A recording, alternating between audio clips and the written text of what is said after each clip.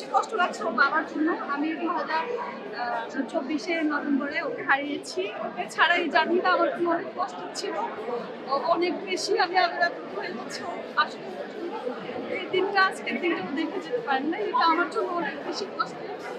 বেঁচে নেই, মানে বাবার ইচ্ছা ছিল যেন আমি অনেক ভালো একটা রেজাল্ট করি, বাবা বেঁচে থাকলে হয়তো অনেক খুশি হতো। তবে আমার মা আমাকে অনেক সাপোর্ট করছে, মানে মায়ের সাপোর্ট ছাড়া আমি আসলে এখানে মানে আমি আশাই করি না যে আমার এরকম একটা ভালো রেজাল্ট। এই অনুভূতি আসলে ব্যক্ত করতে পারবো না। অনেক বেশি ভালো লাগছে। আর সবচেয়ে কষ্ট লাগছে ওর বাবার জন্য। আমি 2024 নভেম্বরে ওকে হারিয়েছি। ওকে ছাড়া এই জার্নিটা আমার জন্য অনেক কষ্ট ছিল।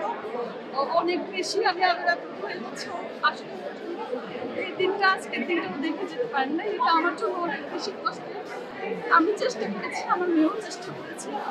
ও আসলে ফল পেয়েছি।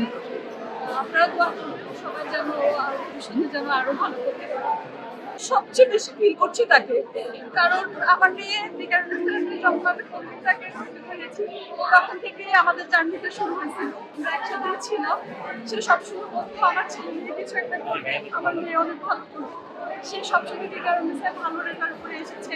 বিগত বছরে আপনার সে সেরা ছাত্রী হিসেবে গোল্ডেন অ্যাওয়ার্ডও পেয়েছে।